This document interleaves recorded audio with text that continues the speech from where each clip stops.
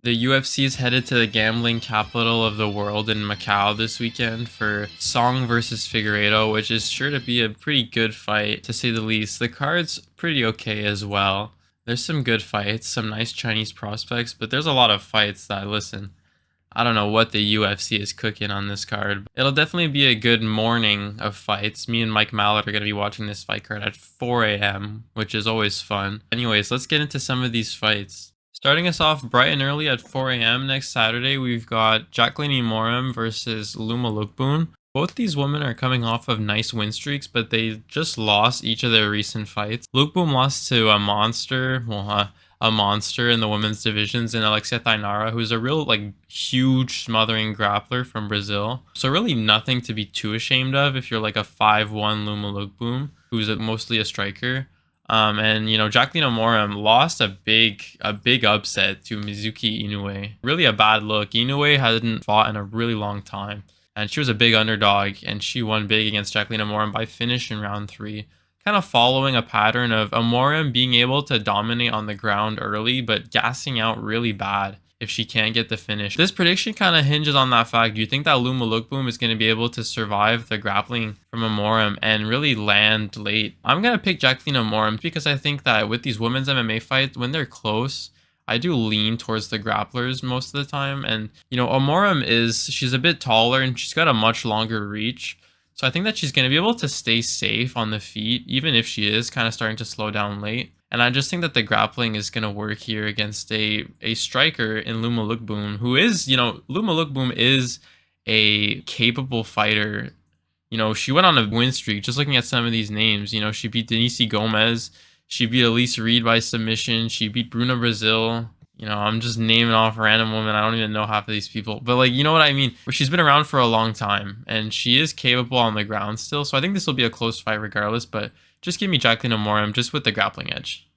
Up next, for a certified holy shit moment, we've got Kanji Zhu versus Rodrigo Vera. You can tell how excited I am about this fight just by the enthusiasm in my voice and everything. On paper, these guys have good records. Zhu being 21-4 and Vera being 21-1. These guys definitely have some skill, but they're just not tested against any real opponents outside of the UFC. Vera had one fight in the LFA, and he's got a nice grappling style for sure. That's probably going to be effective against Zhu. We'll get into it. These guys aren't really anything to write home about, in my opinion. I'm pretty sure Vera was meant to be on The Ultimate Fighter, but he ended up pulling out of the show or something. But he's a decisionator. He's got a lot of ground and pound and submissions. He's definitely a ground leaning fighter. So Kanji Zhu has been an impressive striker at times in some of his fights. I didn't see much tape of this guy, but he gets taken down a ton. I'm pretty sure in one of his fights he got taken down 16 times, which is just a no-go in the UFC at the highest level, especially if you're getting taken down that much on the regional scene in China. He's a bigger guy though. He's gonna have the physical edge over Vera, but I think Vera's gonna be able to get this done. I think he's gonna show him some levels. We'll see what level Vera's even at. Not much to say about this fight, honestly. These guys are two created fighters, so yeah, I'm gonna go Vera by decision. Up next, we've got a nice matchup at flyweight with Ray Saruya taking on Luis Garul. Luis Garul making a super quick turnaround from his fight against Daniel Perez last week. He's taking on Ray Saruya on short notice. Jesus Aguilar pulled out with an injury. It was his first UFC win against Daniel Perez, and I don't think he's going to win this. I was picking Ray Saruya to beat Jesus Aguilar just because I think even though his striking is really weird and bad, he's still able to get you to the ground relatively effectively. He was able to do it against Josh Van a few times. And the reason that I was picking Joshua Van going into the Tyra fight is because he was able to stop the wrestling offense from Ray Saruya. So I'm going to go with Ray Saruya here.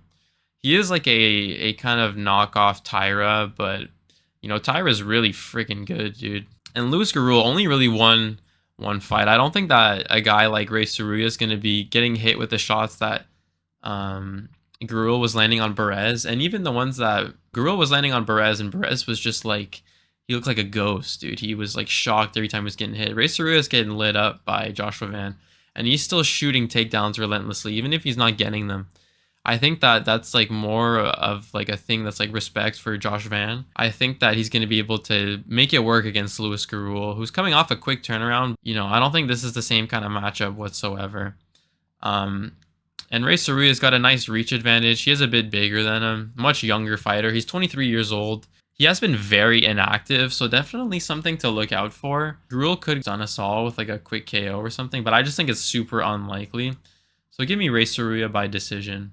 Up next, we've got Jingyang Zhang versus Angela Hill. Angela Hill, you know, she's an OG, she's a veteran, crafty fighter in the UFC. Used to be able to win a lot, but as of late, just hasn't been winning that much. The loss to Fatima Klein and Yasmin Lucindo, she's on a 2-fight losing streak. Yeah, 41 years old, not looking that great in her career lately. Matched up against Jingyang Zhang, who I'm pretty sure was the one championship strawweight champion over in China, which is a good feat. You know, I'm pretty sure the women's divisions are kind of okay at one championship. You know, I have no clue, honestly. Kind of talking out of my ass there.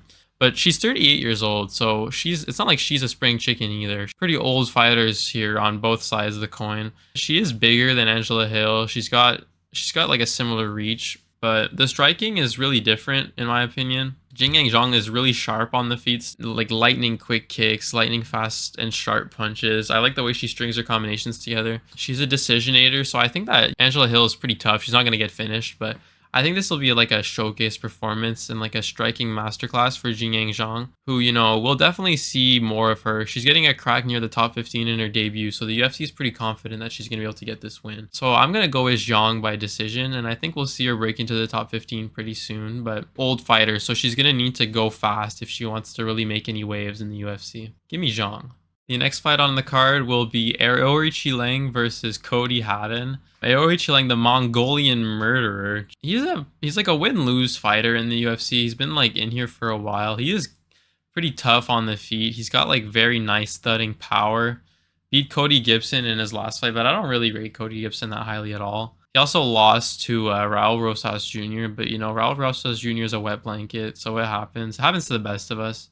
But, you know, he lost to Ayman Zahabi by KO. Ayman Zahabi's ranked now, but Ayman Zahabi by KO is kind of crazy. Whereas Cody Haddon, it's been a while. You know, he's been trying to get in there for, God, a long time. He was supposed to get in there against Wellmaker, pulled out.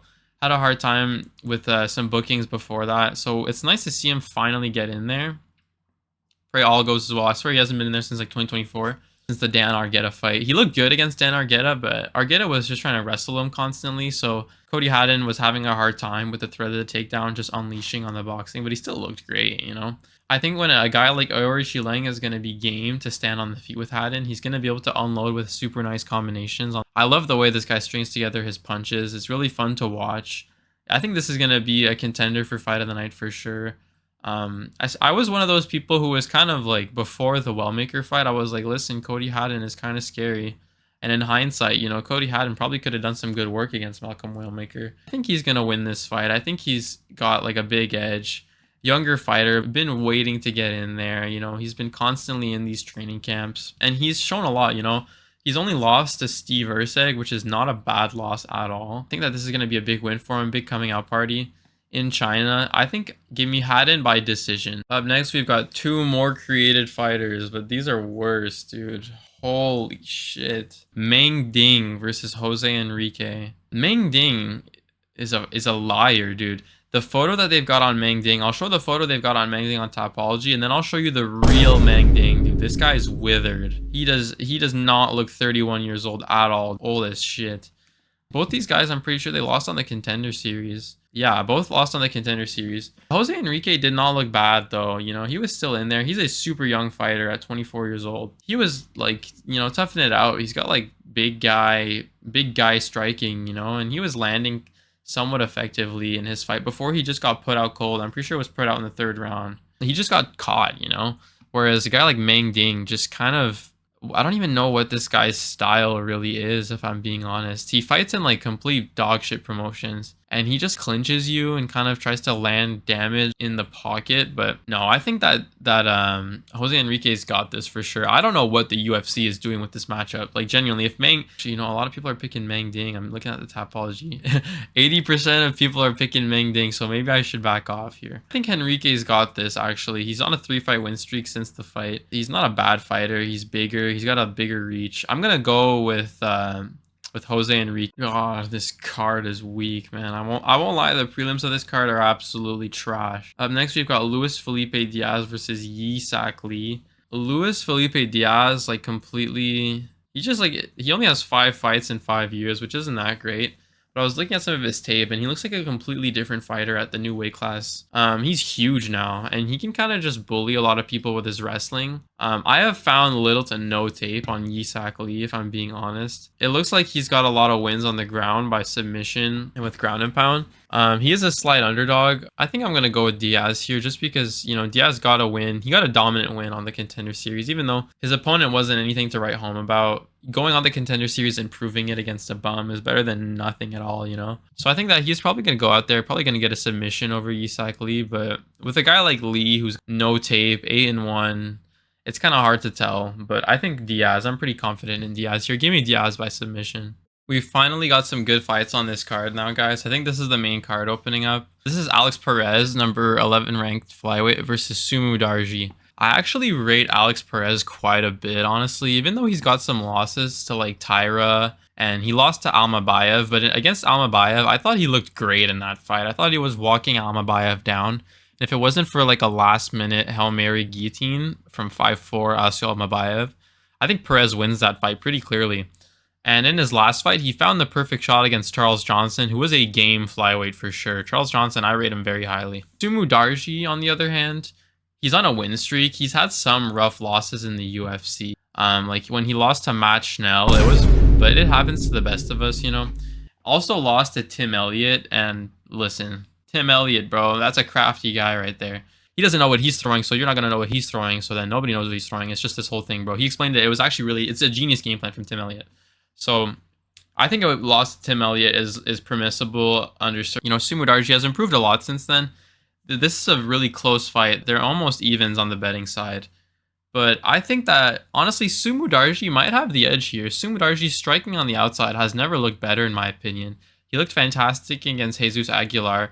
Aguilar was just trying to get on the inside and land takedowns, and Sumu Darji ended up flipping the wrestling onto him in most of the exchanges. Alex Perez, he's going to be looking to come in, he's going to be looking to close the distance on Sumu Darji and land that perfect shot that he found on Johnson. Is he, though? At 26-10, and he's had like a lot of really tough luck in his last few fights.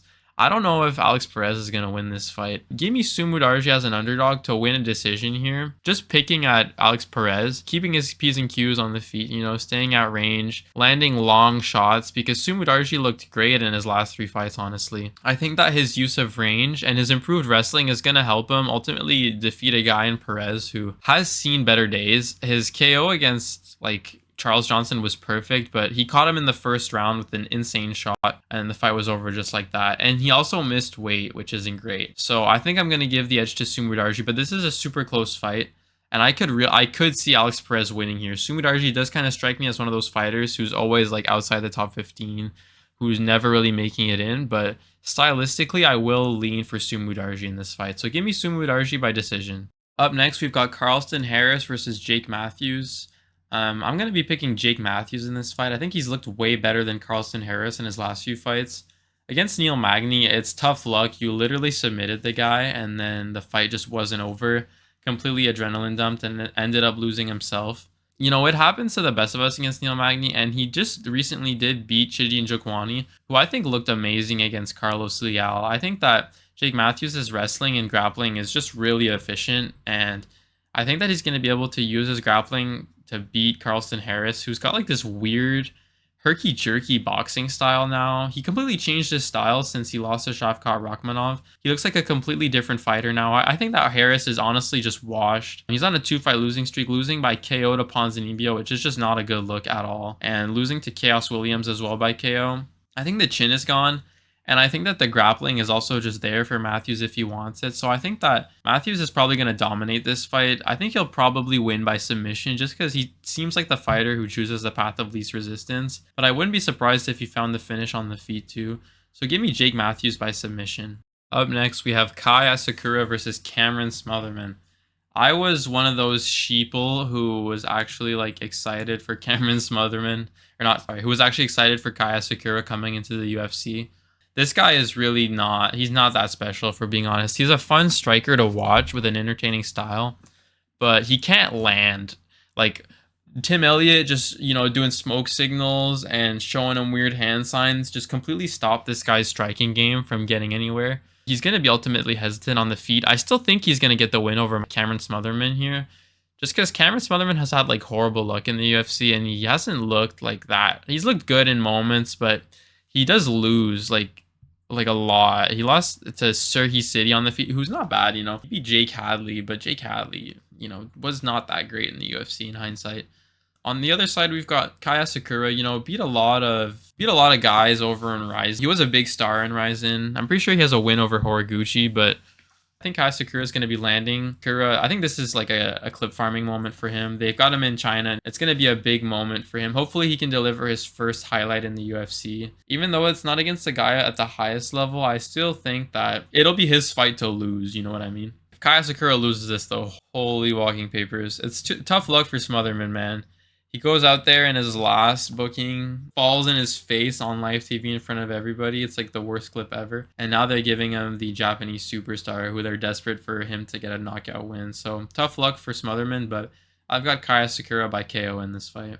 Now, up next, we've got Sergey Pavlovich versus Taliesin Teixeira. I've seen a lot of people picking Teixeira, and whatever they're on, dude, sign me up, because holy have you guys seen this guy fight? In his last win against Tai Tuivasa, he looked horrible. All me and my friends could talk about while we were watching that fight is, holy shit, this Taliesin Teixeira guy is awful, bro. Tai Tuivasa sucks, and this guy made it look harder than it did for Louis Sutherland. Oh my god. He's tall and rangy, but it doesn't even matter. Like, he gassed out in like one round against Tai Tuivasa. He was resorting to grappling him for like a lot of that fight. People are talking about the Volkov fight with Sergey Pavlovich when they're talking about this fight. Dude, Volkov actually has skill on the feet. Taliesin Teixeira is Alex Pereira's punching bag, okay? Sergey Pavlovich has legit boxing in the heavyweight division. Okay, he beat Waldor Cortez Acosta. He beat Rosenstruik. I understand he hasn't slept these guys, but he still looked technical while he's fighting. The loss to Volkov is whatever, dude. Volkov is a tall fighter who actually uses his skill properly. Taliesin Teixeira is not that guy at all. Okay, and a loss to Tom Aspinall, dude, whatever. It's Tom Aspinall. I think Sergey Pavlovich runs through Taliesin Teixeira.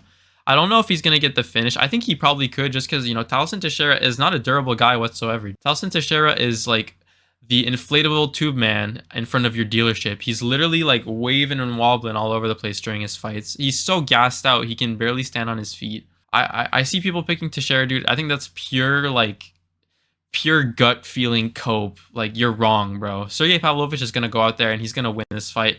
Like, it's going to be a clear win. Either he finishes him or he wins a clear decision. I don't think that these guys are on the same level whatsoever. I think Taliesin Teixeira just has becoming an MMA fighter. Hit up Taliesin Teixeira's manager, bro, because you're getting Derek Lewis and you're losing that fight, and then you're getting Tai Tuivasa right after, like, bro. And I'm pretty sure this guy fought one of the Toffa bros to get into the UFC. Like, come on, this is like, he's getting easy mode, but now Sergey Pavlovich is gonna like fuck all that up for him. So, anyways, yeah, give me Pavlovich by finish. I'm not confident that Teixeira can last 15 minutes with that kind of power.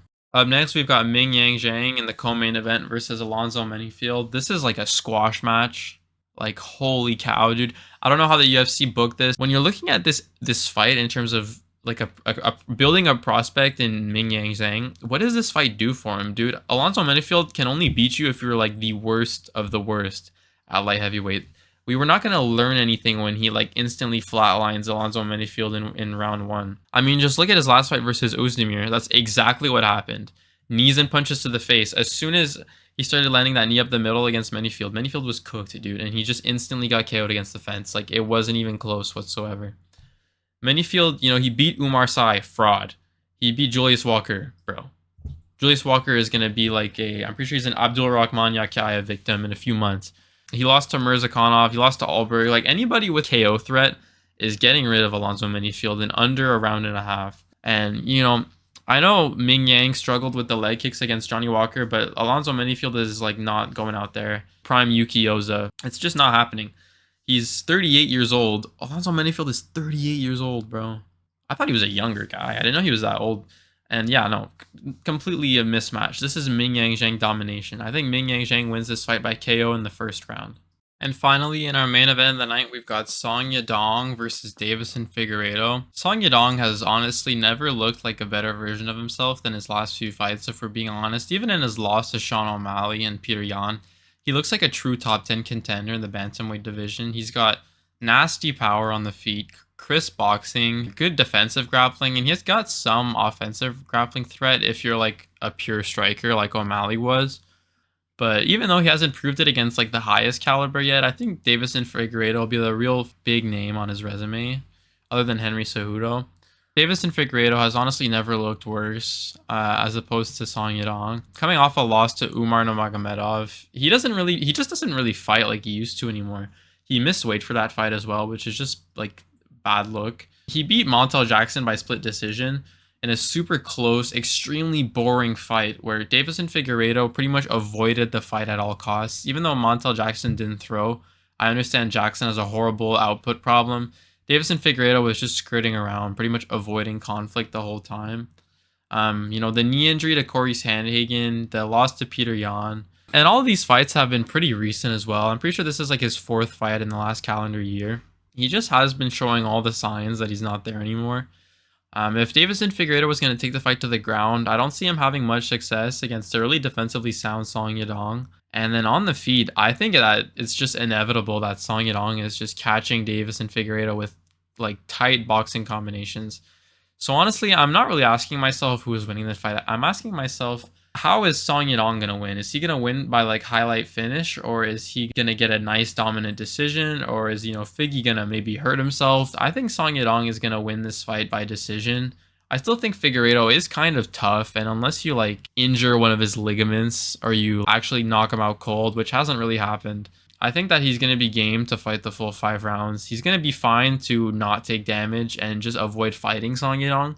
So I think that this is going to be a 5-round display from Song Yadong where we're just going to see him be better everywhere. Song Yadong has honestly turned himself into a true top 15 guy. I don't think he's ever going to be a champion. And with the win over a guy like Davison Figueiredo, Song Yadong is getting himself right back in the mix. He is top 5 in the division right now. I think with a win, he could definitely match himself up with Umar, who I think would be a really interesting matchup to see. Definitely just staying in that top 5. He's lost to Peter Yan, he's lost to Sean O'Malley, but he can still stay in the mix. It'll be a bit weird to match him up. But I think that, a Mario Bautista who beats Corey Sandhagen or an Umar Nurmagomedov would be next for him. And as for Figueiredo, I don't know who Figueiredo beats in the top 15. I don't think he would beat Peyton Talbot. I don't think he would beat Mario Bautista. I don't think he would beat any of these guys who are coming up, really. So I really just don't see very many ways that I would be confident in Figueiredo winning this fight at all. So honestly, just give me Song Yadong by decision.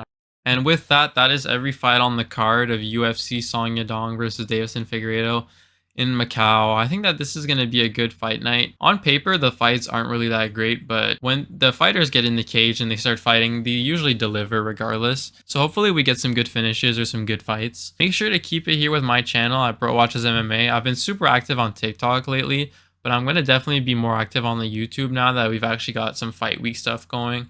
And I'm going to be trying different kinds of content, so let me know if you guys enjoy this kind of video. Make sure to like and subscribe. Anyways, guys, I'll see you in the next one.